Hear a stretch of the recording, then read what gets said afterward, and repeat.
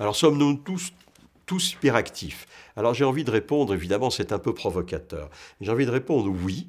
Pourquoi? Parce qu'on assiste à une telle extension de ce diagnostic de TDAH qui maintenant touche les adultes, qu'on va bientôt effectivement, pourquoi pas, être tous inclus dans cette pathologie. C'est un peu, je dirais, excessif de dire cela, mais c'est une tendance.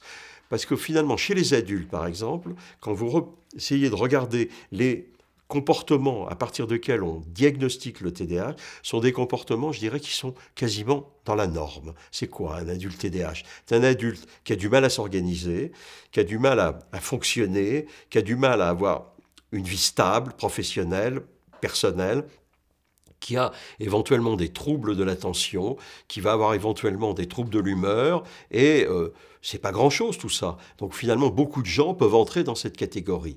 Et c'est pour ça que j'ai proposé qu'on parle de tous hyperactifs, parce que finalement, on n'a aucun critère scientifique, et de moins en moins de critères, je dirais, à cause du DSM, pour faire la distinction entre ce qui est normal et ce qui est pathologique. On est de plus en plus dans la pathologisation des comportements normaux, on est de plus en plus dans la médicalisation des émotions, on est de plus en plus dans la psychiatrisation de tout ce qui nous entoure et de tout ce qui nous paraît hors norme, et c'est une tendance lourde qui est née aux États-Unis et qui a été promue et je dirais accentuée par la méthode DSM, et dont j'espère que l'Europe sera en partie protégée. Et c'est une des raisons pour lesquelles j'ai écrit ce livre, qui est un livre au titre un peu provocateur, je le reconnais, mais qui est quand même un vrai souci par rapport à la santé publique.